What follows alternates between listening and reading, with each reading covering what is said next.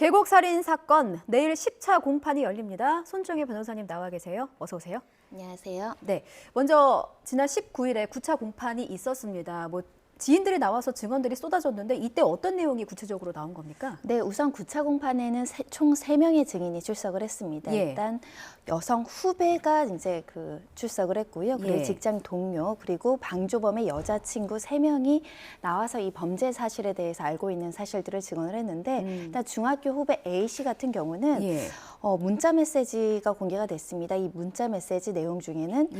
그러니까 공범인 조현수, 현수는 아직 안 갖다 버리고 잘 살고 있어. 이번에는 현수를 필리핀 바다에 빠뜨려야 하나?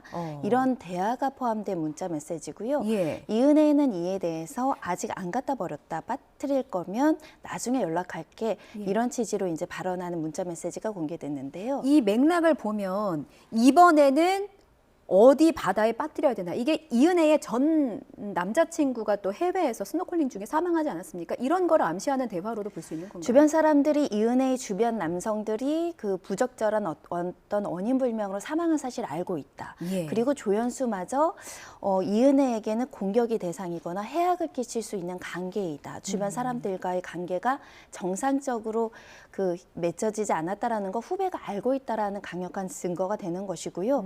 특히 빠뜨려 버릴 거면이라는 것은 아무리 예. 농담 차원에서 했다라고 하더라도 일련의 이은혜가 가지고 있는 범행 수법, 물에 빠뜨린다거나 구조하지 않는다거나 하는 계획들을 사전에 알고 있었고 주변도 알고 있었다는 정황이 됩니다. 그러면은 이 후배의 증언은 현재 공범으로 조현수가 같이 수사를 받고 있잖아요. 공범인 조현수도 살해하려 했다는 증거로도 인정이 될 수가 있는 겁니까? 살해 계획, 살인 모의까지는 좀 어려워 보이는 게요. 예. 구체적이거나 어떤 특정한 일시, 장소, 방법은 거론되지 않고 그럴 수 있다라는 추상적인 발언에 불과하기 때문에 이 자체를 살인 예비 음모라고 규정할 수는 없지만 예. 종전에 피해자 윤 씨에 대한 살인 미수행위 그리고 진짜 살인을 한 살인죄에 대해서는 이런 계획하에 모종의 어떤 계획을 실행했다라는 평가를 할 수 있을 것 같습니다. 변호사님, 그 재판 중에 뭔가 농담과 진담을 구별하는 게 굉장히 쉽지가 않잖아요. 근데 이런 증언들이 모여서 재판장이 판단하는 데 도움이 되리라고 보십니까? 충분히 증거가 될 수 있을 것 같습니다. 왜냐하면 우리가 일반적으로 농담하는데 남편이나 남자친구를 물에 빠뜨려 죽일까? 죽여버리면 연락할게. 뭐 이런 이야기는 잘 하지 않겠죠. 농담으로라도 네, 하죠. 더군다나 여러 가지 이제 범죄로 재판받는 피고인이 이런 농담조의 메시지 또 구체적으로 뭐 필리핀 바다까지 언급된다라는 것은 예. 범행에 대한 구체적인 어떤 정황이라든가 그 사람들의 인식을 대변하고 있다. 따라서 자유심증주의에 따른 유죄의 심증을 입증하기 위한 도움되는 증거라고 보시면 될 것 같습니다. 그렇군요. 이렇게 해서 후배 A 씨의 증언을 살펴봤고 또 다른 증언들도 소개해 주시죠. 일단 증언 중에 이런 것도 있습니다. 예. 이은혜가 내가 한 건 맞으니 자수할까?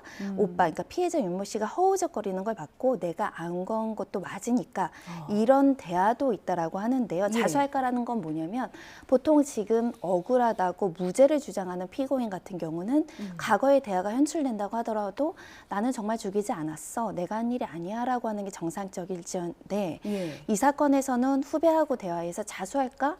내가 구하지 않은 것은 사실이니까.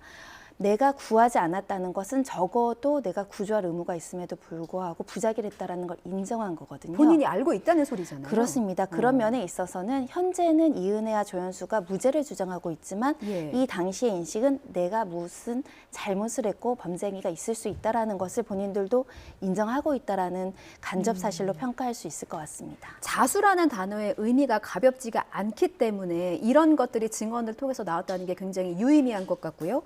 그렇다면 이 후배의 경우는 자수할까라는 어떤 단어를 통해서 뭔가 좀 범행을 간접적으로라도 알고 있을 것 같은데 이 후배에게는 뭐 방조죄라든지 이런 게 적용은 안 되는 겁니까? 후배가 구체적으로 이 범행을 도운 흔적은 없고요. 또 예. 범인 도피 행각을 도와준 흔적은 없습니다. 예를 들면 뭐 거신처 돈을 댄다라던가 이런 부분이 없는 상황에서 단순히 어떤 구체적인 범죄 사실을 알고 있는데 신고하지 않았다는 이유만으로는 처벌하기 어렵기 때문에 이 후배에 대해서는 현재로서는 기소나 수사가 어려운 상황입니다. 그렇군요. 자, 나머지 증인 한 명의 증언도 소개해 주시죠. 그렇습니다. 일단은 방조범의 여자친구가 사건 당일 그리고 술에 취한 이은혜가 하는 말을 들었다라고 증언을 한 것인데요. 예. 이런 말입니다. 난 남자친구 잡아먹는 뭐 누구인가 봐. 전 남친도 물에 빠져 죽었잖아. 이렇게 이제 술에 취해서 이제 본인이 살인을 했다라는 취지의 고백을 들었다는 증언인데요. 예. 이건 해석의 여지가 좀 있어 보이긴 합니다. 내가 직접적인 살인을 하지 않았다고 하더라도 내 주변 사람들이 죽으면 내 탓인가 보다 이렇게 이제 회한을 하기도 하는데 예. 하지만 이 증인들이 한결같이 이은혜가 전 남자친구뿐만 아니라 남편에 대해서 여러 가지 해악이나 공격적인 행위를 했고 그 과정에서 사건 당일 이 전 남친도 물에 빠져 죽었고 나는 내 주변에 있는 남자들을 잡아먹는 사람이다라는 취지는 본인이 그와 어느 정도 인과관계 연관성이 있다라는 것을 술에 취한 나머지 자백했다, 구체적으로 진술했다라고 평가할 여지도 있습니다. 그렇군요. 근데 저는 이 증언을 보면서 보통 이제 사실 전이긴 하지만 남자친구라는 거는 사랑하는 사이였잖아요. 사랑하는 사람이 물에 빠져 목숨을 잃으면 인지상정으로 물가 근처에는 가고 싶지도 않을 텐데 끊임없이 물가 주위를 맴돌았다는 것도 저는 좀 의아하기는 합니다. 그래서 뭔가 이런 부분들이 정황 증거의 하나로 인정이 될 수 있는지도 좀 궁금하더라고요. 범죄의 동기와 계획성을 밝히는 게 이 사건 재판에서 굉장히 중요한데요. 예. 본인이 이제 물에 빠져 죽는 이사 사고 같은 경우는 사고로 있을 수 있습니다. 우연적 사고에 의할 수 있는데 지금 지속적으로 주변 사람들의 물에 빠져 죽는다거나 이런 이은혜가 개입된 어떤 행사 과정이나 어떤 모임 과정이나 여행 과정에서 죽는다는 것은 일종의 계획된 어떤 현장을 만들었다 이렇게 평가할 여지도 있고요. 예. 남자친구나 남편이라는 관계성에 대해서도 지금 검찰에서 입증하고자 하는 것은 정상적인 애정 관계로 서로 만나서 교제하고 사랑해서 결혼한 것이 아니라 예. 처음부터 보험금이라든가 금전적인 갈취를 목적으로 만났기 때문에 정상적인 애인 관계나 부부 관계가 형성되지 않았다. 이런 것들을 증인들이 증언하고 있는 상황이거든요. 예. 그렇기 때문에 연인 관계다 또 남편 관계다가 이 사건 범죄에서는 어떻게 남편을 죽일 수가 있는 게 아니라 처음부터 금전적인 이득을 목적으로 접근했다라고 보는 게 합리적입니다. 그렇군요. 자, 앞서 8차 공판에서 나왔던 이은혜의 첫 범행 시인에 대해서 좀 물어보겠습니다. 지금까지는 자신의 범행에 대해서 무죄를 주장하다가 처음으로 범행을 시인한 일이 있었는데 이른바 꽃뱀 계획입니다. 이게 어떤 건가요? 범행을 시인했다기보단 이런 사실이 있다라고 인정을 했는데요. 왜냐하면 예. 이 계획 자체가 기소되진 않았습니다. 일단 전 남자친구 C 씨의 증언인데요. 예. 일단 윤 씨와 관계를 정리하고 싶은데 잘 안 된다. 위자료를 받고 싶은데 조연수가 도와주고 있다더라. 그 계획인즉슨 윤 씨를 이제 본인의 지인과 같이 술을 먹게 하고 모텔에 둘을 같이 재운 다음에 기습할 계획을 세웠다. 예. 즉 말하자면 마치 불륜을 하는 것처럼 다른 여성과 부적절한 성관계를 하는 것처럼 상황을 만들어서 위자료를 취득하려고 했던 계획이 있었다라는 거거든요. 예, 예. 이것은 뭘 보여주냐면 아까 말씀드린 것처럼 범죄 동기, 그리고 접근했던 동기.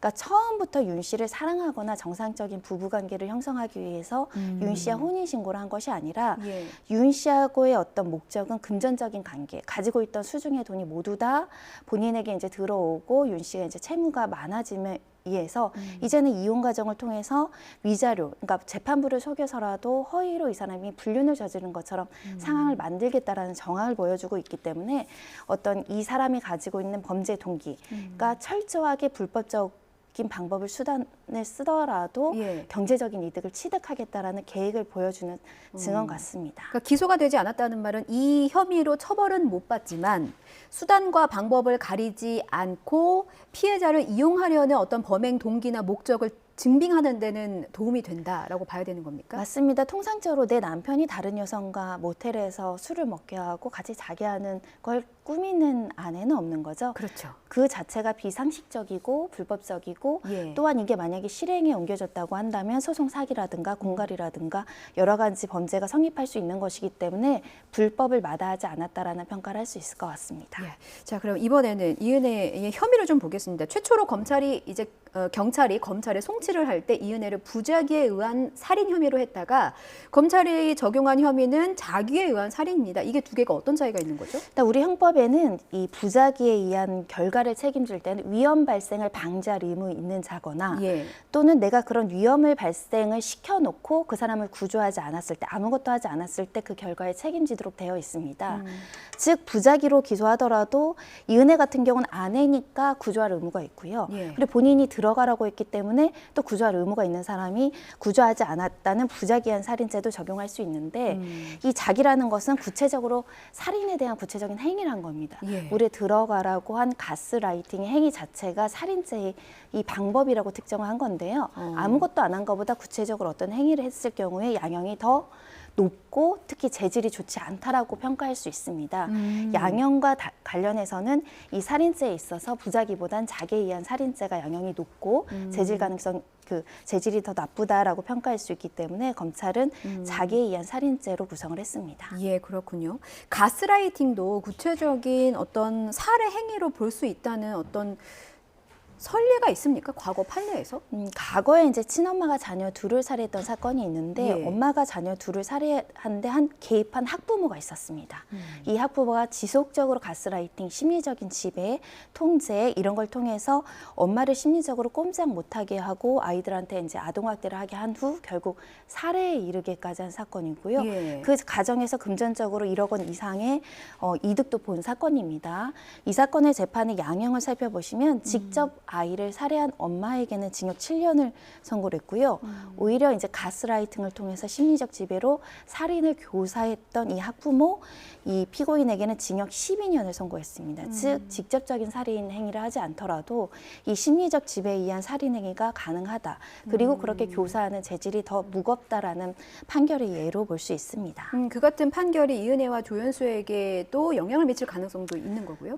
가스라이팅을 통한 작에 의한 살인죄는 사례가 거의 없거나 사실은 우리나라에서는 많지 않은 사건입니다. 예. 하지만 이 심리적 지배가 얼마나 무섭고 그 사람이 저항할 수 없고 이 부적절한 요구에 의해서도 빠져나올 수 없는지를 보여줄 수 있기 때문에 이 가스라이팅 사건은 설마 학부모가 아이를 죽인 사건이거든요. 예. 근데 가스라이팅, 심리적 지배로서 이렇게 충분히 조정당하고 지배당할 수 있는 게 인간의 심리다. 이런 것들을 보여줄 수 있기 때문에 이은혜 사건에서도 어떻게 성인인 남성이 이은혜한테 그렇게 조정당하고 지배당할 수 있는가. 예. 합리적으로 의심을 가지는 사람도 있겠지만 충분히 가능하고 많은 사례가 있다라는 점을 설명드릴 수 있습니다. 예. 변호사님 짧게요. 그러면 이은혜의 예상 형량은 어떻게 됩니까?